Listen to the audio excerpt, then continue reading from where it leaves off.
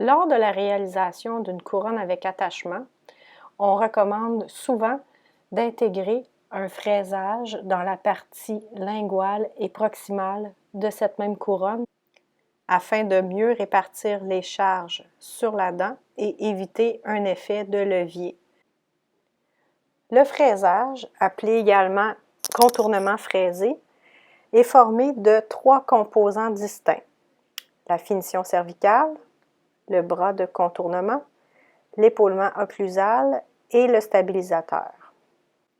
La finition cervicale sera réalisée à 1 mm au-dessus de la gencive en cire et réduite à 1/2 mm au moment du polissage final. Le bras de contournement est réalisé au même moment que la finition cervicale. C'est une paroi qui a une inclinaison entre 0 et 6 degrés selon la fraise qui est utilisée pour le réaliser. Plus le bras de contournement est vertical, plus la friction sera importante. L'épaulement occlusal, tout comme la finition cervicale, aura pour rôle d'empêcher l'enfoncement de la prothèse.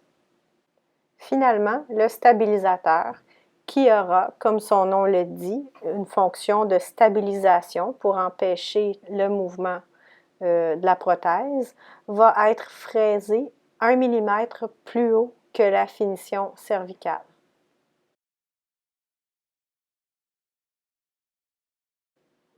Lors de la réalisation d'un code d'attachement avec contournement fraisé, la première étape va être de poser les attachements.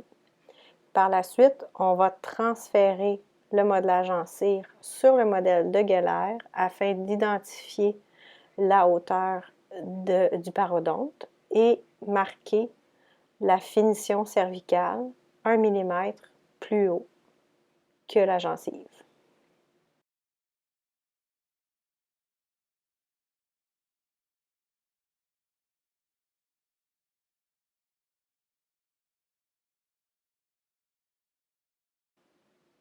C'est également à ce moment-ci qu'on va délimiter la limite proximale de notre contournement fraisé pour éviter qu'il soit trop profond dans l'embrasure linguale de notre couronne, parce qu'on veut éviter que la partie prothétique amovible ait une friction sur la dent adjacente.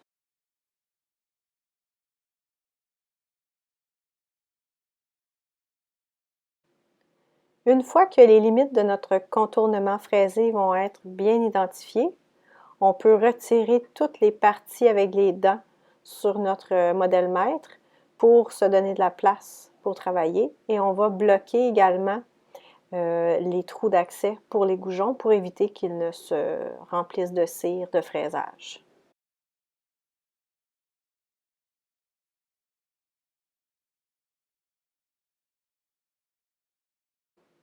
Le premier composant du fraisage est le bras de contournement.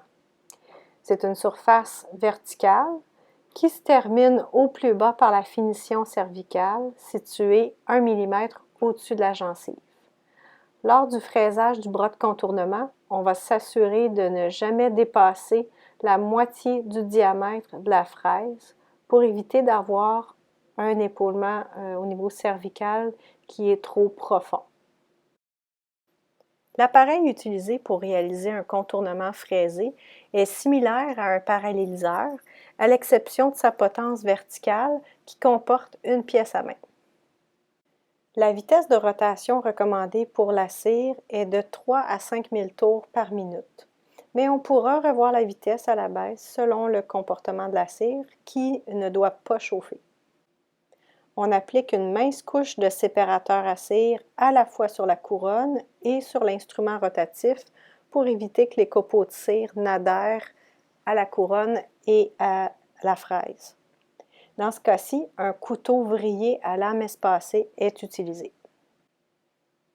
On doit régler les différents paramètres de l'appareil de fraisage afin de bien contrôler les différentes étapes.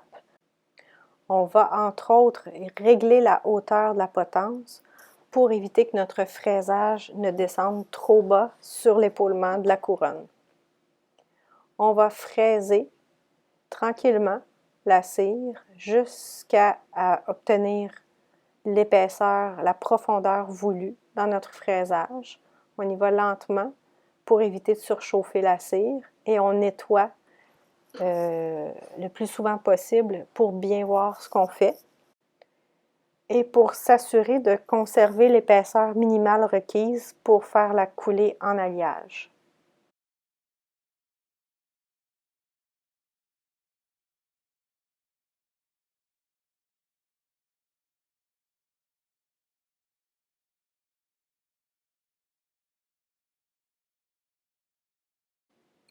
Le stabilisateur va être une rainure qui va servir au guidage lors de l'insertion de la prothèse et qui va maintenir toutes les parties du contournement fraisé en place.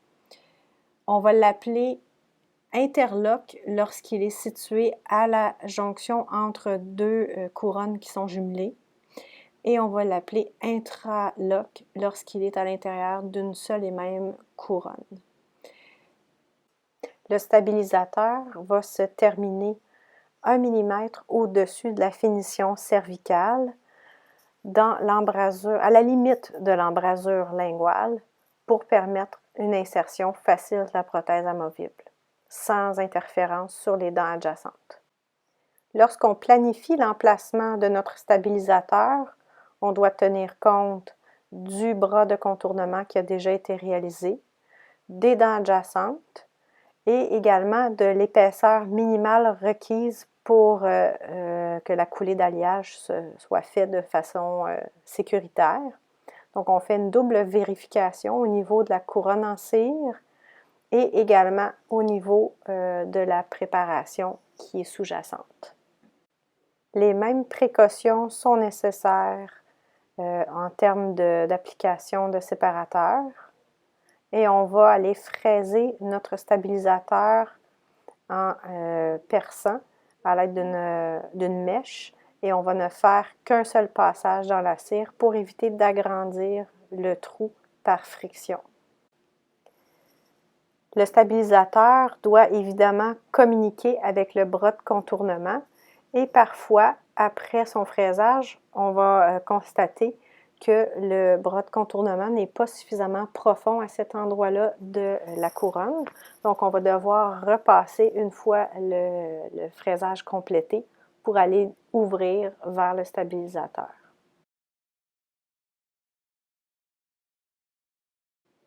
Pour la réalisation de l'épaulement occlusal, on aura le choix entre une fraise à angle de 6 degrés pour faire un épaulement plus carré ou une fraise à bout arrondi pour augmenter le confort du patient au niveau de la langue.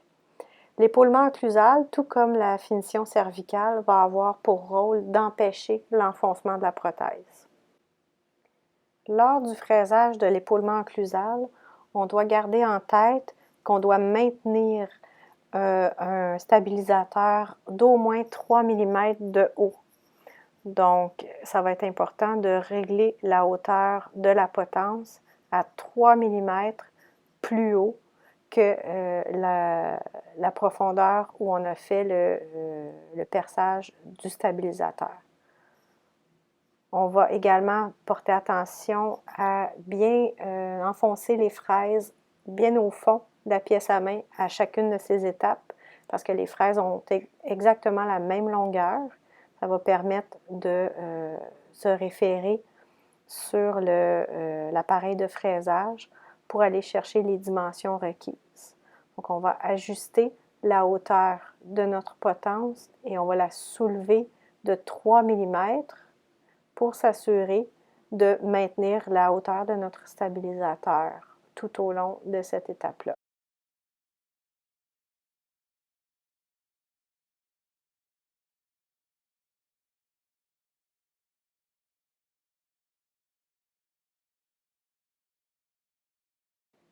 La première étape du fraisage de l'épaulement occlusal est similaire à celle du fraisage du stabilisateur et va servir à générer une forme d'appui au-dessus du stabilisateur. Donc, elle va élargir le trou d'accès vers le stabilisateur.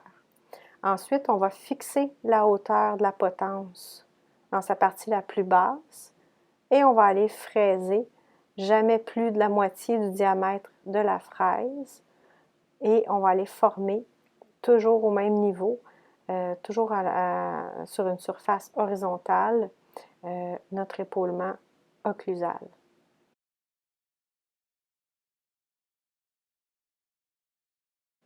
Tout au long du fraisage, on va évidemment porter une attention particulière à ne pas toucher en aucun cas notre attachement qui a été posé, dans ce cas-ci, au distal de la prémolaire.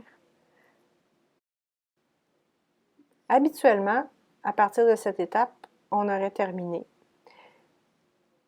Dans ce cas-ci, comme le perçage du stabilisateur a fait en sorte qu'il se retrouve complètement à l'intérieur de la morphologie de la couronne, on doit aller ouvrir notre bras de contournement vis-à-vis de notre stabilisateur pour s'assurer qu'il communique bien avec le lingual de la couronne. C'est une petite retouche, mais le fraisage sur des couronnes en cire oblige souvent à faire des ajouts de cire en cours de route et refraiser par la suite. C'est de l'essai et erreur beaucoup et il faut vraiment porter attention à chacune des étapes pour éviter d'avoir de mauvaises surprises.